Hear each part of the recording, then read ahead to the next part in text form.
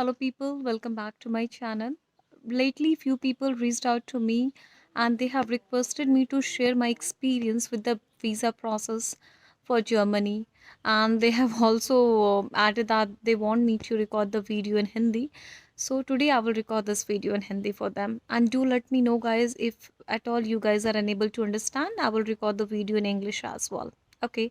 सो अभी यहाँ बज रहे हैं शाम के आई वोंट से शाम इट्स नाइट 8 बज रहे हैं रात के और I hope you guys know it that Germany में आई थिंक यूरोपियन कंट्रीज़ में सनसेट जो होता है वो काफ़ी लेट होता है depending on weather sorry I mean month अब तक मैं आई हूँ यहाँ पे मई में और अब तक हमेशा जो सनसेट होती है वो 8 पीएम 9 पीएम 9:30 पीएम ऐसा होता है तो आपको लगेगा कि अरे यार अभी तो दोपहर है इनफैक्ट 8:30 9 पीएम बहुत ज़्यादा धूप होती है तो जब आप स्टार्टिंग में आओगे तो आपके लिए बहुत ही अनयूजुअल होगी anyways let's jump to the topic so मेरा जो वीज़ा प्रोसेस था आई वुड से दैट उसका एक्सपीरियंस थोड़ा खट्टा मीठा काइंड ऑफ था बिकॉज़ क्या हुआ the moment I got a job here तो मेरे को था कि मुझे वीज़ा अप्लाई करनी है और मेरी ज्वाइनिंग लेट थी राइट तो मुझे लगा मुझे क्या करना है क्या नहीं करना है then I started searching as usual on internet उसके पहले मैंने क्या किया था मैंने जॉब सीकर वीज़ा अप्लाई की थी ऑन वीएफएस साइट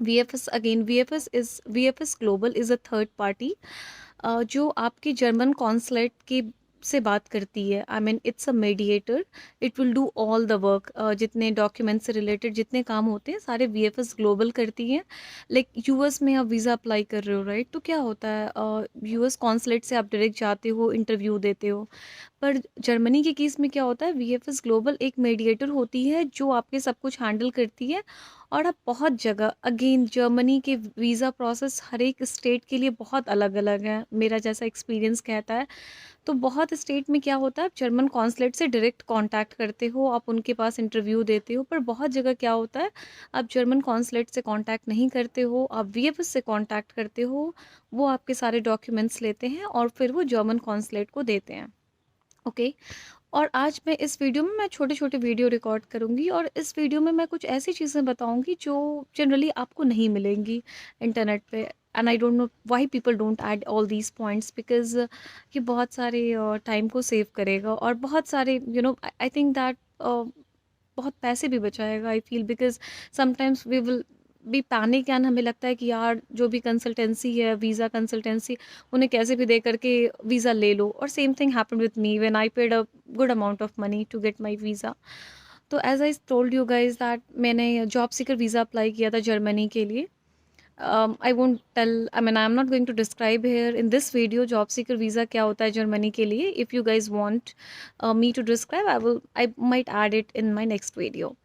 तो जॉब सीकर वीज़ा मैंने अप्लाई किया था और VFS के साइट पे वो वेट लिस्टिंग में दिखा रहा था and I think I think last 8 और 9 मंथ से बिकॉज वो स्लॉट ओपन ही नहीं हो रहा था and it was showing in wait listing state तो जब मुझे जॉब मिल गया तो मैंने सोचा कि ओके फ़ाइन मैं अपना जो मेरा जो इनपुट है VFS साइट से मैं उसे डिलीट कर देती हूँ क्योंकि वो मुझे न्यू एप्लीकेशन नहीं डालने दे रहा था मैं एम्प्लॉयमेंट वीज़ा के लिए रिक्वेस्ट कर रही थी VFS पे तो उन लोग बोल रहे थे कि आपका ऑलरेडी एक प्रोसेस चल रहा है तो we won't let you to apply for the another visa तो मैंने सोचा okay fine let's delete it मैं गई I was unable to delete मुझे एरर आ रहे थे मतलब उसमें डिलीट कोई ऑप्शन ही नहीं था जनरली डिलीट ऑप्शन होते हैं देन आई कॉल्ड VFS काफ़ी कॉल्स के बाद उन्होंने मेरा कॉल पिक किया तो उन्होंने मुझे बोला कि नहीं किसी टेक्निकल इशू के कारण आप नहीं कर सकते हो डिलीट तो मैंने बोला ठीक है तो आप मुझे बताओ टेक्निकल इशू है then you guys should resolve it ना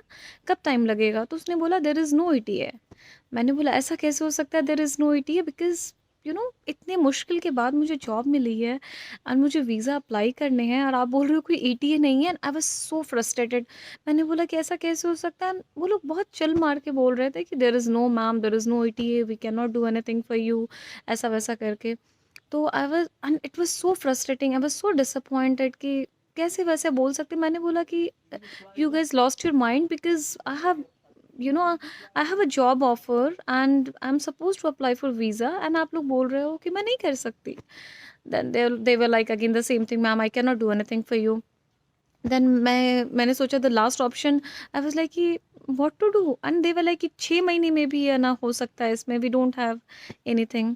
देन मैंने सोचा मैं क्या करूँ, देन मैं कंसल्टेंसी को रीच आउट करने लगी। Before that I just want to add you one thing, मैं आज जो भी कुछ ऐड कर रही हूँ वो वीज़ा प्रोसेस के लिए it's only related with Bangalore, right? Because मैं ये बोल सकती हूँ मैं बैंगलोर में काफ़ी टाइम से रह रही हूँ। Basically I am not from Bangalore, actually I am from north side.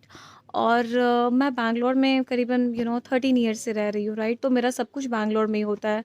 और सॉरी, जर्मन वीज़ा के लिए एज़ आई टोल्ड यू बहुत अलग-अलग रूल्स एंड रेगुलेशंस है हर एक स्टेट के लिए। तो this is the reason specifically I am mentioning it's only for Bangalore all my details. तो येस, तो I started reaching out to consultancy, और बड़ा ही बहुत ही कोल्ड रिस्पॉन्स था। They were like okay madam, okay ठीक है, because you guys know that visa consultancy वाले कितने पैसे ले लेते हैं। And I was very afraid, मुझे लगा था आई एम रेडी टू पे मनी, बट अगर पैसे भी ले ले और वो मेरा काम भी ना करे, then it's too much actually. Then मैंने बहुत ट्राई किया, बहुत लोगों को। तो एक बंदा, he was very good actually, was from Bangalore. उन्होंने बोला कि मैम मैंने ये बिज़नेस तो बंद कर दिया, बट उसने मुझे एक ट्रिक दिया, मैं उतना नहीं ध्यान दे पाई, but I will tell you guys. तो जो उन्होंने बोला, जो आप पासपोर्ट नंबर डालती हो ना वीएफएस एप्लीकेशन के लिए, तो आई डोंट नो, तो जो पासपोर्ट नंबर होता है, लाइक मेरा जेड से स्टार्ट होता है, उसके बगल में आप एक ज़ीरो डाल दो। तो जो जो इनपुट होता है आपका डिटेल जो है, वो वो थोड़ा सा ज़ीरो डालने से वो लोग ले लेंगे। तो मैंने बोला ऐसा कैसे हो सकता है, मेरा तो पासपोर्ट नंबर ही गलत हो जाएगा। देन ही वाज लाइक कि नहीं मैडम ऐसा नहीं होगा, you can easily do it. मैंने नहीं विश्वास किया, and I reached out to other folks, other consultancy. And one more thing, मुझे कोई वीज़ा अपॉइंटमेंट नहीं मिल रही थी बैंगलोर में। और I was choosing also wrong visa type. तो मेरे को था कि ब्लू कार्ड लेना है, ब्लू कार्ड लेना है, मैं ब्लू कार्ड ही लेके जाऊंगी, because blue card is kind of temporary residence permit in Germany. मुझे, मैंने बोला यार मेरी सैलरी जो है, we have a salary threshold, तो मेरा सैलरी जो वो ब्लू कार्ड के लिए है, तो I will take blue card only. मैं ऐसे वाले में थी, क्यों लेना एम्प्लॉयमेंट वीज़ा ऐसा करके। देन मैंने फिर कंसल्टेंसी को रीच आउट किया, and that guy told me कि प्रियंका मैं तुम्हें एकदम वीज़ा अपॉइंटमेंट में स्लॉट दिलवा दूंगा ब्लू कार्ड के लिए। मैंने बोला ऐसा कैसे स्लॉट दिलवा दोगे, मैं तो देख रही हूँ वीएफएस साइट पे स्लॉट ही नहीं है। ही सेड नहीं प्रियंका मैं तुम्हें दिलवा दूंगा, मेरा फ़ी 15,000 है। मैंने बोला okay it's fine, because that time I was like कि तुम 30,000 भी लो लो इट्स फाइन, बट मेरा वीज़ा दिलवा दो। देन ही वाज लाइक कि नहीं Priyanka I will give you visa, I mean trust me, okay be on call, तुम मुझे पैसे तभी पैसे ट्रांसफ़र करना, मैं तुम्हें अपॉइंटमेंट दे देता हूँ। उसने मुझे अपॉइंटमेंट का स्क्रीनशॉट भेज दिया। तो मैंने देखा एक चीज़ कि उसने पासपोर्ट नंबर, तो मैंने उसे बोला एक और चीज़ कि मेरा तो वेट लिस्ट में, आप क्या करोगे? बोलता don't take tension, I will do everything. मैंने बोला वाओ, और उसकी बातों में बहुत ही कॉन्फिडेंस था, and that guy really help me a lot. मैं उनका उसका नाम भी आपके डिस्क्रिप्शन बॉक्स में डाल दूंगी। That guy really help me a lot. तो मैं, उसने मुझे बोला कि प्रियंका मैं, और उसने उसके कॉन्फिडेंस, उसके टोन से ही ना मुझे लगा कि ये बंदा कर देगा। तो उसने लिटरली मुझे दे दिया। जो मैंने एप्लीकेशन देखा, जब उसने स्क्रीनशॉट भेजा मेरे अपॉइंटमेंट डेट के साथ, तो मैंने देखा यस उसने पासपोर्ट में मेरा ज़ीरो डाल दिया था, जिसके कारण सिस्टम ने इनपुट ले लिया। तो मैंने उसका आई थिंक बहुत देर तक दिमाग खाया, नहीं नहीं पासपोर्ट नंबर गलत हो जाएगा तो मेरा वीज़ा रिजेक्ट हो जाएगा। तो उसने बोला प्रियंका ये बस अपॉइंटमेंट डिटेल है जहाँ मैं आपका पासपोर्ट डाल रहा हूँ, आपका जो पासपोर्ट है वो नॉर्मल जो है वही डलाएगा, बट इट्स जस्ट लाइक आप जैसे एंट्रेंस के लिए आपको ये दिखाना होगा, इट्स जस्ट एप्लीकेशन लेटर, आपको इसको यूज़ भी नहीं करना है। मैं फिर भी नहीं कन्विंस थी, पर उसने मुझे बहुत कन्विंस किया। और दूसरा चीज़, मैंने बोला ब्लू कार्ड का अपॉइंटमेंट कैसे मिल गया, because it's not there in Bangalore. Then he told me that Priyanka I took it for Kochi. So guys if at all you are not getting appointment in Bangalore, and if you are staying from in Bangalore, if you are from Bangalore, then with your closed eyes you can book an appointment for Kochi. आप आराम से कोची जा सकते हो। मुझे ये भी नहीं पता था, और मुझे किसी ने नहीं बताया, और कहीं है भी नहीं। आई थिंक इतने सारे यूट्यूब चैनल्स है, बट किसी ने ये सब डिटेल्स नहीं दी है। So again I will repeat, अगर आप बैंगलोर के हो, बैंगलोर में रहते हो, then you can easily go to Kochi if you are not getting an appointment, visa appointment in Bangalore. तो क्या होता है, आप कोची जाओगे तो कोची में क्या करेंगे वो लोग, आपके एप्लीकेशन को they will send it to Bangalore itself, right? Because उनका वो नहीं है, आई मीन वो लोग कोरियर से बैंगलोर ही भेजेंगे, प्रोसेसिंग बैंगलोर में ही होगी। बट बैंगलोर में इतने ज़्यादा लोग हैं ना कि वहाँ पे अपॉइंटमेंट नहीं मिलती है। तो ये भी मुझे नहीं पता था, तो उस बंदे ने मेरा कोची किया, क्योंकि आई वाज लाइक अरे यार मुझे वीएफएस पे दिख ही नहीं रहा है। तो these were the two things which he did.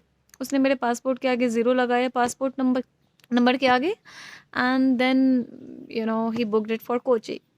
And that's it. This is how I got a visa appointment, and I was like on cloud nine. Okay, fine. But again, till last day मैं उसका दिमाग खा रही थी, मैं बोल रही थी मेरे पासपोर्ट के आगे आपने ज़ीरो लगाया है, मैं कैसे जाऊँगी, वो लोग रिजेक्ट कर देंगे। बट अगेन गाइज, वो बस अपॉइंटमेंट के लिए होता है, आप जब एंटर करोगे ना बस उसके लिए रहता है। तो आज के इस वीडियो में I am just giving you all my details regarding how I got the appointment in at VFS office, right? And the next thing I will just record in my next video. Okay, bye bye, take care.